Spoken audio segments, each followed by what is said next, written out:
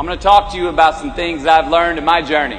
Most from experience, some of them I heard in passing, many of them I'm still practicing, but all of them I do believe are true.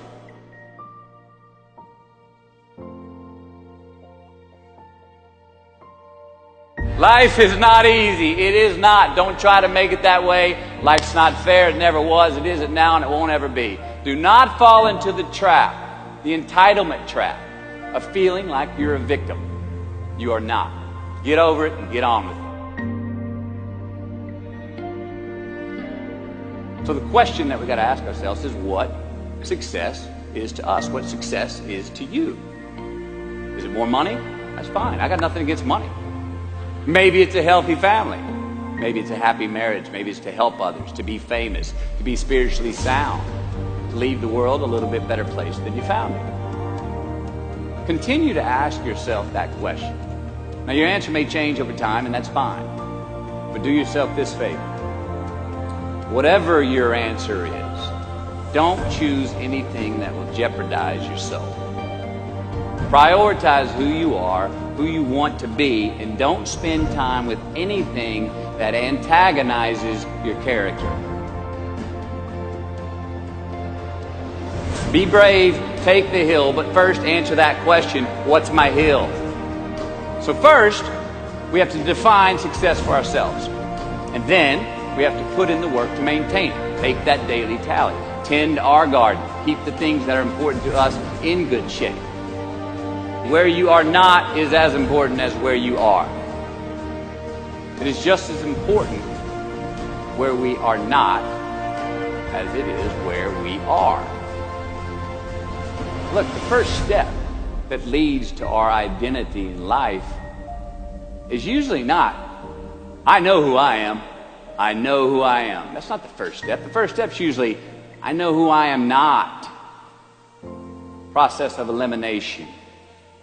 Defining ourselves by what we are not is the first step that leads us to really knowing who we are. You know that group of friends that you hang out with that they really might not bring out the best in you? You know, they gossip too much, or they're kind of shady. They really aren't going to be there for you in a pinch.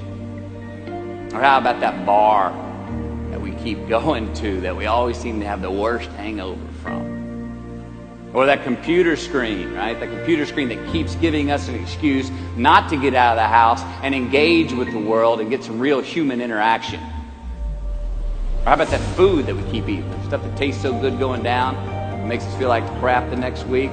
We feel lethargic and we keep putting on weight. Well, those people, those places, those things, stop giving them your time and energy. Just don't go there. I mean, put them down.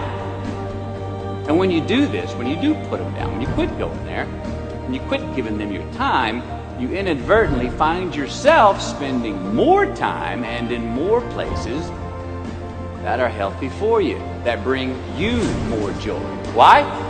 Because you just eliminated the who's, the where's, the what's, and the when's that were keeping you from your identity. Like, trust me, too many options, I promise you, too many options will make a tyrant of us all. All right, so get rid of the excess, the wasted time. Decrease your options. And if you do this, you will have accidentally, almost innocently, put in front of you what is important to you by process of elimination.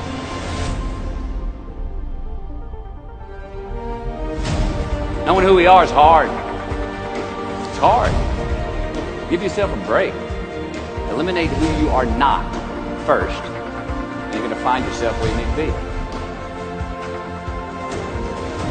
Instead of creating outcomes that take from us, let's create more outcomes that pay us back, fill us up, keep your fire lit, turn you on for the most amount of time in your future. We try our best, we don't always do our best. Well, architecture is a verb as well. And since we are the architects of our own lives, let's study the habits, the practices, the routines that we have that lead to and feed our success. Our joy, our honest pain, our laughter, our earned tears. Let's dissect that and give thanks for those things. And when we do that, guess what happens? We get better at them.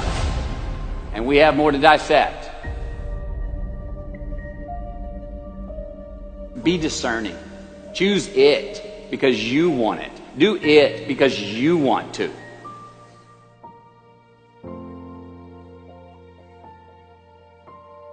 We're going to make mistakes. You got to own them. Then you got to make amends. And then you got to move on. Guilt and regret kills many a man before their time. So turn the page.